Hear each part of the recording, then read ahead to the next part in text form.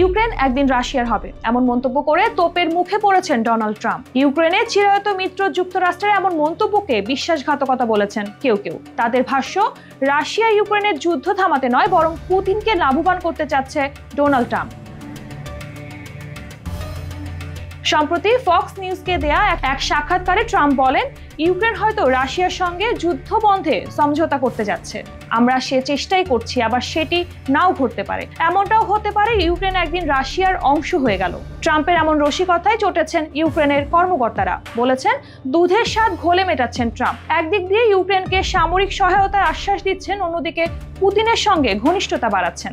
তিনি আসলে দুই নৌকায় পা দিয়ে চলছেন।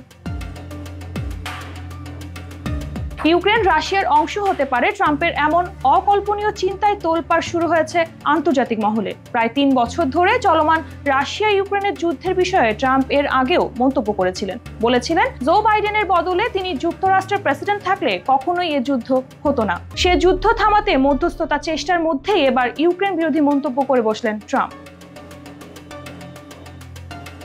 চলতি সপ্তাহে ইউক্রেনের প্রেসিডেন্ট ভলোদিমির জেলেনস্কির সঙ্গে বৈঠকে বসতে যাচ্ছেন ট্রাম্প প্রশাসনের ভাইস প্রেসিডেন্ট জেডি ভ্যান্স। তার আগেই ট্রাম্পের এমন মন্তব্য সমালোচনার কেন্দ্রবিন্দুতে চলে এসেছে।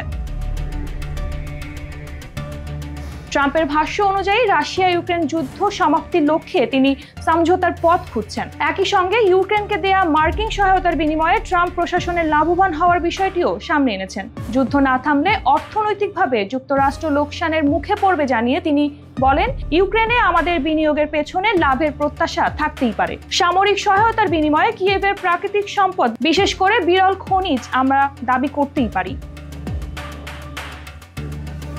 এদিকে রাশিয়া যুক্তরাষ্ট্র সম্পর্ক বিষয়ক প্রধান জানিয়েছেন, ইউক্রেন যুদ্ধ শেষ করতে হলে রুশ প্রেসিডেন্ট ভ্লাদিমির পুতিনের সব শর্ত মানতে হবে। রাশিয়ার পররাষ্ট্রমন্ত্রী সের্গেই লাভরভ দৃঢ় কণ্ঠে জানান, মস্কো আলোচনার জন্য প্রস্তুত, তবে সংঘাতের মূল কারণগুলো সমাধান না হলে যুদ্ধ বন্ধ করা সম্ভব নয়।